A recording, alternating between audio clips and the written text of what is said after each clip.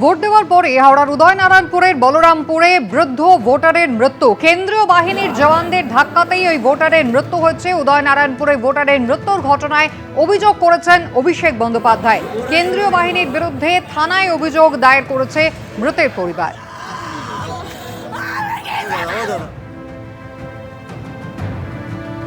কেন্দ্রীয় বাহিনীর জওয়ানের ধাক্কায় মৃত্যু হয়েছে ওই বৃদ্ধ ভোটারের, এমনটাই অভিযোগ করেছেন অভিষেক বন্দ্যোপাধ্যায়। গতকাল ভোট দিতে গিয়েছিলেন হাওড়ার উদয়নারায়ণপুরের বলরামপুরে বৃদ্ধ ভোটার এবং কেন্দ্রীয় বাহিনীর জওয়ান তাকে ধাক্কা দিয়েছেন, এমনটাই অভিযোগ। পরিবার ওই জওয়ানের বিরুদ্ধে অভিযোগ দায়ের করেছে।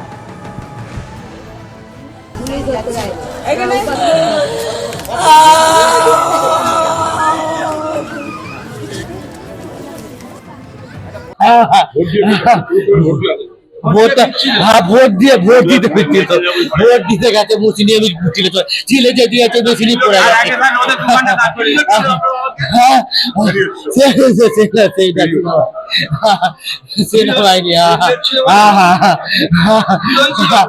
ভিড় ছিল না, ফাঁকা ছিল,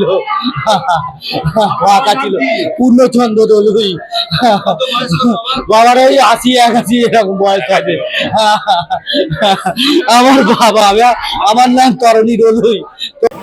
যে অভিযোগ উঠছে ভোট দেওয়ার পরেই হাওড়ায় বৃদ্ধের মৃত্যু, উদয়নারায়ণপুরের বলরামপুরে ভোটারের মৃত্যুর ঘটনা। কেন্দ্রীয় বাহিনীর জওয়ানদের ধাক্কাতেই মৃত্যু হয়েছে, এই অভিযোগ উঠছে।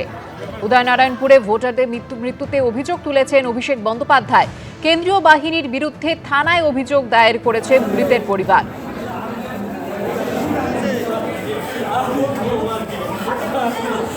শ্বশুর সুস্থ মানুষই গিয়েছিলেন, ঠিক আছে, ও যেটা বললো সেই জিনিসটাই হয়েছে। তো আর কি বলবো স্যার, কিছু বলার নেই।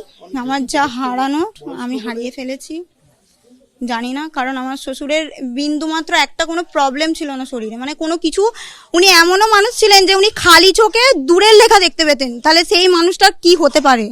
এইটার জন্য কি কোনটার জন্য দেখুন, সব থেকে বড় কথা হচ্ছে হয়েছে তো যে জিনিসটা, সেটা খুব খারাপ জিনিসই হয়েছে, ঠিক আছে, সেটা যার জন্যই হোক, কিন্তু যে জিনিসটা হচ্ছে সেটা তো ঠিক হয়নি, তাই না? জানি না আমি ভোট দিতে গেছি, আমার ছেলেকে ফোন করেছিল, বলছে মা দাদু শরীর খারাপ, আমতারা হসপিটালে ভর্তি করেছে। আর বলে আমার স্বামীকে বলতি, আমি বলে চলো চলো, বলে আমি ভোটটা দিয়ে সবে নাই নিয়েছি, আমাদের মল্লিকপুরে বাড়ি। বলছে এরম ভাব খবর এসে চলো এক্ষুনি যেতে হবে। আমি তো চলো, এখানে এসে শুনছি বলছে ভোট দিতে যে এরম হয়েছে। আর আমতার হসপিটাল ভর্তি ছিল, সেখানেও আমি দেখেছি, তখন মারা গেছে। ভোট দিতে দাদা নিয়ে গেছিল, ওখানে গিয়ে তারপরে শুনলাম যে ঢুকতে যাচ্ছিল, মানে বয়স্ক লোক, ওনাকে তো একজন সঙ্গে নিয়ে ঢোকাবেন, হ্যাঁ ঢুকতে দেয়নি, হ্যাঁ অফিসাররা। ওরা দাদা দাঁড়িয়েছিল, বয়স হয়েছে যেহেতু, হ্যাঁ, তারপর পড়ে যাচ্ছিল, ধাক্কা ধাক্কি মেরেছে পুলিশ অফিসারটা, সেখান থেকে অসুস্থ হয়ে যায় উনি। ওখানে অসুস্থ হয়ে তারপর শরীরটা খারাপ করছিল, তারপরে হসপিটালে ভর্তি করা হয়, তারপরেই ওরকম হয়ে যায়।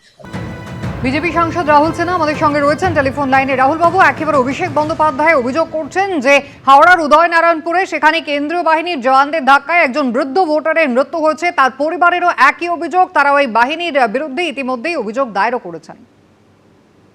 দেখুন, বিষয় হচ্ছে শকুনের নজর ভাগাড়ের দিকেই থাকে।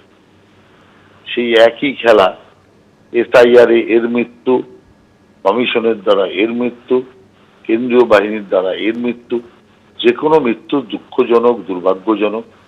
কোথায় সেই পরিবারের পাশে দাঁড়াবে, সেই পরিবারের জন্য সমবেদনা খুঁজবে, তা না মৃত্যু কি করে হলো তার মধ্যে রাজনৈতিক রং আনার চেষ্টা চলছে। অতএব সেই কারণে আমি মনে করি এই মানসিকতাগুলো অত্যন্ত ঘৃণ্য মানসিকতা। বৃদ্ধ অবস্থায় তার হৃদযন্ত্রের কোনো বিষয় হতে পারে, কিন্তু সেটার সাথে সবসময় রাজনীতি জুড়ে দেওয়া, আমি মনে করি এটা একটা মূর্খামি ছাড়া কিছু নয় এবং অমানবিক পদক্ষেপ ছাড়া কিচ্ছু নয়। ধন্যবাদ। বৃদ্ধ ভোটারের মৃত্যু নিয়ে স্থানীয় তৃণমূল নেতৃত্ব কি বলছে দেখুন। নির্মমভাবে একটা প্রাণ কেড়ে নিয়েছে কেন্দ্রীয় বাহিনী। এক কথায় বলা যায় কেন্দ্রীয় বাহিনী খুন করেছে একটা বৃদ্ধ মানুষকে। তার আকুল আবেদন যে সে ভোট দেবে, এই বয়সেও সে ভোট দিতে গেছে, একটু দেরি হচ্ছে ভোটটা দিয়ে বেরোতে, সেই অবস্থা তাকে ধাক্কা মেরে ফেলে দেওয়ার পরে সেখানেই স্পট হয়ে যায়। খুন করেছে, কেন্দ্রীয় বাহিনী খুন করেছে। এক কথায় কেন্দ্রীয় বাহিনী নির্বাচন কমিশনারের মানে নির্দেশ মতো তাকে খুন করা হয়েছে। বোমাবাজি নয়, খুনোখুনি নয়, রক্তপাত নয়, ভাঙর সাক্ষী থাকলো এক অন্য ভোটের। বিক্ষিপ্ত কিছু ঘটনা ছাড়া শান্তিতেই মিটল সেখানকার ভোট। উৎসবের মেজাজে ভোট দিলেন ভাঙড়ের বাসিন্দারা। তবে এসবের মাঝে প্রাণগঞ্জে সংঘর্ষে জড়িয়ে পড়েন তৃণমূল এবং আইএসএফ কর্মী সমর্থকেরা। ভয়, সন্ত্রাস, বোমা, গুলি ও খুনোখুনি। এতদিন ভোট মানেই এই ছবিগুলো চেনা ছিল দক্ষিণ চব্বিশ পরগনার ভাঙড়ে। কলকাতা পুলিশের অধীনে আসার পরও ছবিটা বদলায়নি সেভাবে। এমনকি সম্প্রতি বিস্ফোরণ, বোমা উদ্ধারের ঘটনাও ঘটেছে এই ভাঙড়েই। তদন্ত করছে এনআইএ। তবে বুধবার দেখা গেল এক অন্য ভাঙড়কে। প্রতিবার যে কোনো নির্বাচনকে কেন্দ্র করেই উত্তপ্ত হয়ে ওঠে ভাঙড়। পরে বোমা, চলে গুলি, খুনের ঘটনা পর্যন্ত ঘটেছে এই ভাঙড়েই নির্বাচনকে কেন্দ্র করে। কিন্তু 2026-এর বিধানসভা নির্বাচনে সেই উত্তপ্ত ভাঙড় কিন্তু একেবারে শান্ত।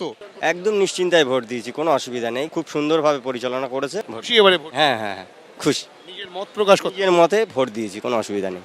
নির্বাচন কমিশন খুব ভালো কাজ করছে এবং নিরাপত্তার ব্যবস্থা খুব ভালো ছিল, যার ফলে সাধারণ ভোট কর্মী থেকে শুরু করে সাধারণ জনমানুষের মধ্যে এবার একটা সাহস ছিল। সবাই হাসি মুখে ভোট দিতে এসেছে এবং হাসি মুখে ভোট দিয়ে বেরিয়েও গেছেন, সবাই খুশি। তবে উৎসবের আমেজের মধ্যেও কিছু বিক্ষিপ্ত ঘটনা ঘটেছে। কখনো ক্ষোভের মুখে পড়লেন আইএসএফ প্রার্থী নওশাদ সিদ্দিকী, কখনো হাতাহাতিতে জড়ালেন তৃণমূল ও আইএসএফ এর কর্মী সমর্থকেরা। পরিস্থিতি সামাল দিতে লাঠি চালালো পুলিশ ও কেন্দ্রীয় বাহিনী। এদিন আইএসএফ প্রার্থী নওশাদ সিদ্দিকী প্রাণগঞ্জের দিঘির পাড় এলাকায় 234 নম্বর বুথ পরিদর্শনে গেলে তাকে দেখে জয় বাংলা স্লোগান দেন তৃণমূলের কর্মী সমর্থকরা।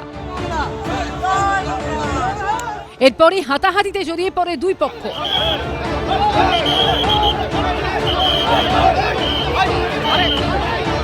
তাদেরকে ছত্রভঙ্গ করতে ব্যাপক লাঠিচার্জ শুরু করে পুলিশ ও কেন্দ্রীয় বাহিনী।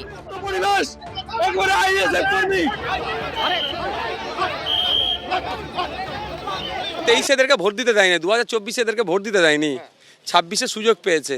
অ্যাকচুয়াল ভাঙড় এটাই, বোম, গুলি, পিস্তলকে চাই না। শওকত মোল্লার বিরুদ্ধে কি আপনার কোনো অভিযোগ? তখন আর নতুন করে বলতে লাগবে না, উনি আসার পরই তো ভাঙড়ে হিংসা শুরু হয়েছে, ওনার দলের লোকরাই তো করছে। এদিন জাগুলগাছিতে তৃণমূল কর্মীদের বিক্ষোভের মুখে পড়েন নওশাদ সিদ্দিকী।